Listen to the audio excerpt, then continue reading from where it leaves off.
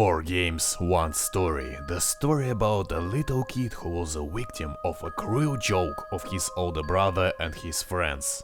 He is in a coma and he lies in a hospital, but he is still alive and scared. And now his mangled mind creates dreams for him, dreams that look like nightmares. Hello there fellas, you can call me Jackie Chan today, because I'm about to knock you down by my theory. Haha, get it, because Jackie Chan, he knocks people down sometimes. Never mind. All four games tell us a story, as Scott said, the story about a crying child. And I have many and a little another many facts to prove that everything from the first to the fourth game are dreams. Are you already writing a comment that I am wrong and going to close the video? Kitty asks you not to do that, because Scott expected everyone to disagree with this theory, and he wrote, I am afraid that when people will find out the story, they won't agree with that. It's exactly how community reacts to this theory. I thought the same. But enough of words, take a tea, some candies, and let me tell you my theory of everything in FNAF. First of all, let's inspect FNAF 4. As Scott has proved, the actual gameplay happens in the nightmares of the crying child, who sees the nightmare animatronics that are in fact unreal. It's a very important part because it proves that the child can create a monster in his mind and put it in his dream. You would say, hey, is everything in FNAF is a dream? No, the real things are the house from FNAF 4 and the minigames from FNAF 4. The minigames are the most important part because it connects all the four games into one story. They tell us what exactly happened. By the way, it's a time to tell you what really happened. Not so long ago, Scott, the author of the game, gave us the final piece of evidence. What is seen in shadows is easily misunderstood in the mind of a child. The main character not just had an imaginary friend Fredbear, but he also saw shadows in a hall. He thought that they are real animatronics and told about that to his brother, who just laughed at him. He afraid of every shadow. And he started to mock him. He jump scared him from the TV, from under the bed, douchebag. And eventually they made a deadly joke. They have put a child into the mouth of Fredbear. Tears of the child caused the spring lock failure, and the jaw has collapsed. The child survived, but he got to reanimation, where he sees the creepy dreams. As we find out later, he has lost his frontal lobe, but he hasn't lost his ability to fear. Let's ask Daddy Google, which part of a brain responsible for fear? Okay, amygdala, and where is it located in the brain? Well, yeah, that's definitely isn't a frontal lobe. Also, let me explain the animatronics. In the real world, they are just a part of a TV show. The name of the TV show is Fredbear and Friends. Based on this cartoon, a restaurant is also created. Also, based on this cartoon, the masks are made. In the real world, there are no animatronics moving by themselves with a crazy eye. Also, there are no laptops, because all those things haven't been invented in the year 1987. Their existence is just impossible. They were just a cartoon and some suit animatronics which could do the simplest movements as head movement. Also, human could climb into a suit. But why the crying child sees such nightmares? That's a right question, me. I am glad that you have asked it. When the main character goes to his home, he meets a strange girl who tells him that animatronics come to life at night, and when they catch you, they put you into a costume, and nobody will ever find you. What a coincidence! The first game is all about that. The restaurant from FNAF 1 by itself looks nightmarish. No windows, no exits, spiderwebs are everywhere, which shows that the place is abandoned for a long time. But then, why is there a night guard? In FNAF 1 we hear a periodic laughter. Did you mention that it's very similar to the laughter from FNAF 4? The laugh of the brother laughing at him, which the main character hears even in his dreams and nightmares. Now the phone guy, who do you think talks with the main character in his dreams? A little hint for you, his father. Do you remember the photos from the house of the main character? There we can see his brother, himself and their father. But we know for sure these photos are the photos of Scott and his kids. Who do you think voiced the phone guy? Give me a drum roll.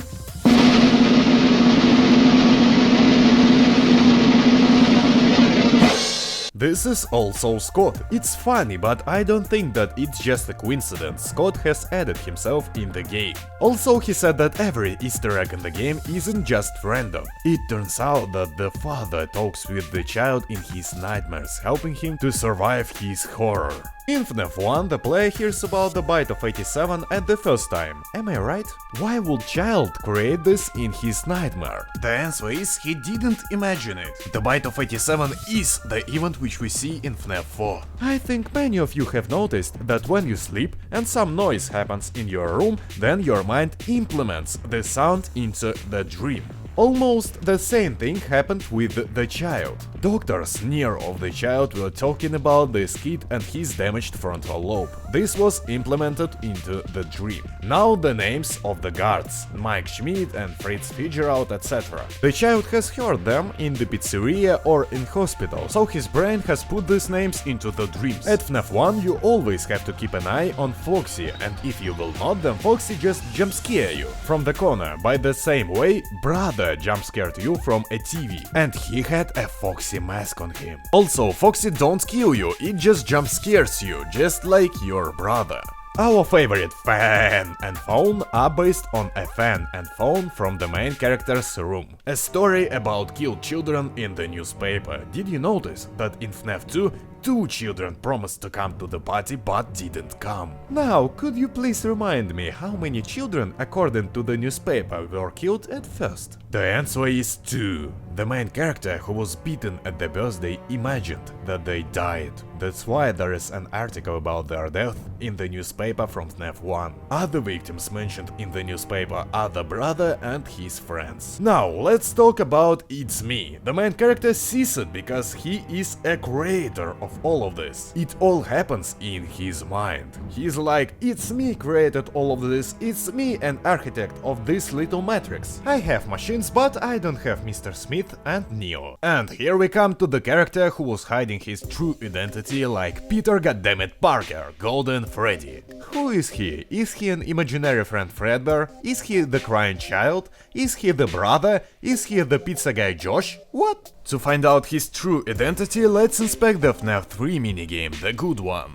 The puppet has brought a cake to the crying child, a subtle hint, which puts on a mask of, who would you think? Golden Freddy. Let's suppose, just suppose, that Golden Freddy is an imaginary friend Fredbear, then Puppet is the crying child. Then the whole story just makes no sense at all. It's not Fredbear who lost his birthday. Why would the crying child take cake to him? No, the real identity of Golden Freddy is the crying child, the main character. It's a reason of Golden Freddy is so damaged. Remember that the main character is also broken. Also, that's a reason of Golden Freddy always saying it's me, because it's truly he. He is the main character. But if the crying child plays the role of the guard and Golden Freddy is also a child, why does he attack himself in the game? Well, let me remind you that it's a nightmare where child is a night guard, but this nightmare also contains a character which represents fears of the child. What is the biggest fear of the child?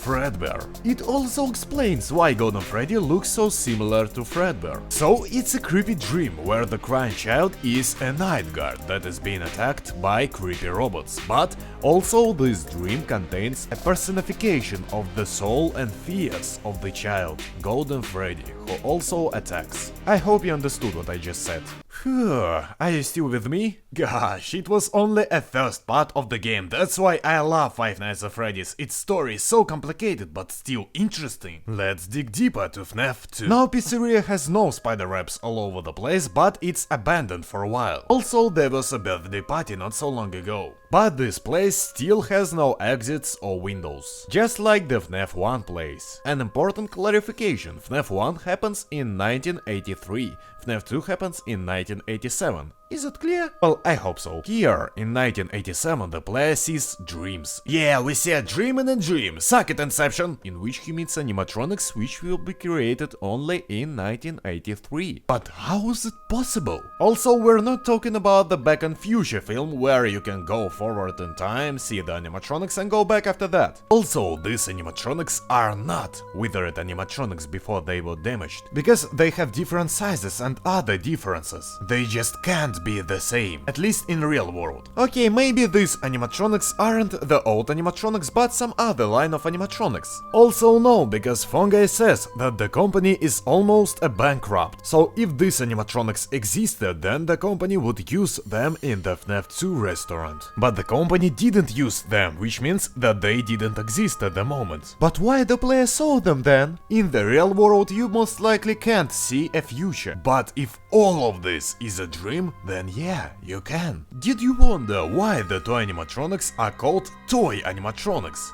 FNAF 4 gives us an answer on this question. Toy animatronics has appeared because the main character sees a girl with toys, which are extremely similar to the toy animatronics. And here we come to the next hint from Master Scott. On his teaser he said, In the FNAF 4 minigame, why would the tiny toy Chica be missing her beak?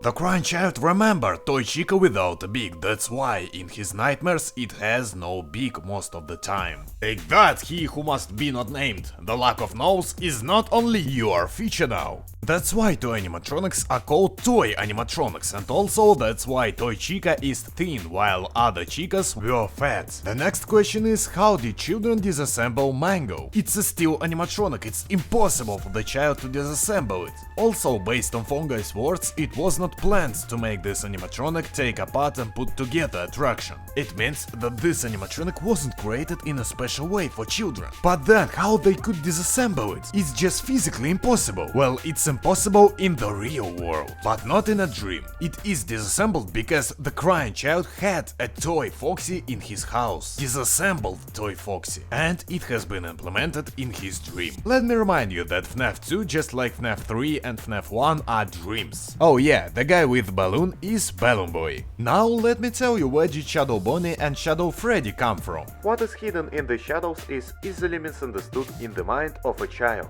The child has seen shadows in the restaurant and he thought that they are real. Even his imaginary friend tells him, you have to get past them. He tells it when the player sees shadows, not the real ones. The child remembers them as real, that's how he sees them in his nightmare, ghosty but real animatronics. Shadow Freddy and Shadow Bonnie. Okay, but who is the puppet then? What do we know about it? It can teleport, it has white dots, it can give lives, and it cares about the crying child, who appears to be Golden Freddy. Who cares about the crying child in the real world? His friend Fredbear. Also, he can teleport, he has white dots, and in the last FNAF 4 minigame he promises to take together the crying child just like the puppets. By the way, notice that in every minigame he has one color, but in the last minigame his color becomes more white. White is the color of the puppets. All these facts show us that imaginary friend Fredbear is the only one candidate to the role of the puppet in this dream. Now our favorite purple guy and his murders. In the restaurant the crying child saw the purple guy, and he saw him not at the first time. He's just a usual worker in the pizzeria who puts on a costume on a man. He's just doing his job, he isn't a killer. But as Scott has said, what is hidden in the shadows is easily misunderstood in the mind of a child. Note that purple guy stays in the darkness. Because of things that girl has told him, the crying child assumed that the purple guy has killed a person and he's hiding his body into a costume. That's why in the nightmares he is a killer. By the way, pink guy is a purple guy but younger, that's why they are different. And that's why in FNAF 3 he became even more purple, he just became older. And now it's a time for a little family drama. Do you remember what the Fungi, who is the father of the main character, told us about Foxy?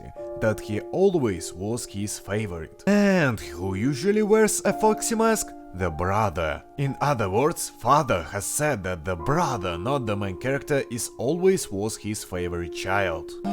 The story becomes sad. But it's just the peak of an iceberg. Talking about Foxy, he and the puppet aren't fooled by the mask trick. And the reasons of this are never explained to us, but now we understand that it's because the brother was always wearing a mask too. That's why this trick doesn't work with him. Let me remind you that Foxy represents the brother. That's why Foxy is always so unique. The bite of 87 is real, and we see it in FNAF 4. In FNAF 1 and FNAF 2, we just hear the representation of events that took place in reality, which were discussed by doctors nearby. Boom, we have passed another part of the game, FNAF 2. How does it feel? Personally, I think it explains many things. Now we go to the FNAF 3, and right away, why do the phantom animatronics look burnt, despite the fact that this place will be burned down only at the night 6? The answer is that the main character, just like in FNAF 2, sees a future. It's possible because it's a future in his dream.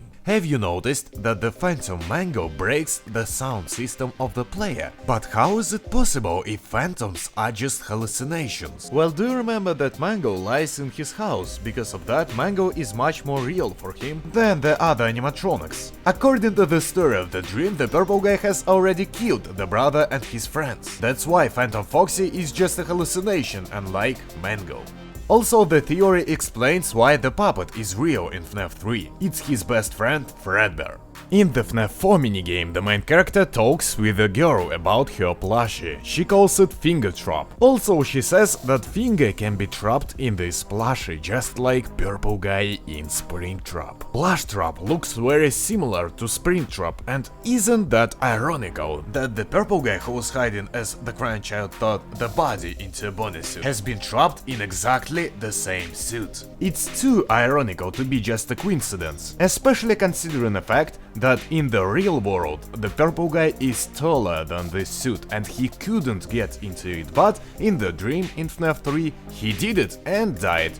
Wah wah wah. The good and bad endings are extremely interesting in this theory. The bad ending: if the child, who is also a player, doesn't forgive the brother and his friends and not passes a sequence of minigames, then their souls are trapped in the suits forever, but only in his dreams, of course. The good ending: if he forgives them and makes an effort to pass all the minigames, then he gets a birthday party he dreamed about. He gets the most happiest day. That's what we see in the final FNAF 3 minigame. A crying child with the mask of Golden Freddy is the main character. And his imaginary friend Fredbear, represented by the puppet, has brought him a cake. The child forgives the brother and his friends, and they all go into the better world. But that's only in a dream. Shadow Freddy, Shadow Bonnie, fan the events I've explained in this video earlier. In FNAF 4 he again sees the animatronics, but now they are at his house. Notice that animatronics are becoming more scary with every new game. We see the progression of the fears of the main character. Yes, all the events in the real world are connected with the events from the 4 games, which are the dreams. Let me clarify that the FNAF 4 minigames are the real world. The events in them really happened. The child has been beaten and he survived a bite. He got into a hospital and there he was seeing the nightmares from FNAF 1 to FNAF 4. And at the end of FNAF 4 we see his last dream. He hears the regrets of his brother. Then his imaginary friend Fredbear promises him to put him back together, just like he did with the animatronics while he was the puppet in the dreams of the child. That's why his color becomes more white. He shows that he is the puppet. He promises to revive the child, but that won't happen because all of this was just a big long dream. The dream of the dying child, and Fredbear is unable to help him, because the whole story, all the characters and Fredbear itself are not real. And the child dies at the end. 4 games, 1 story, and only 1 victim, the crying child.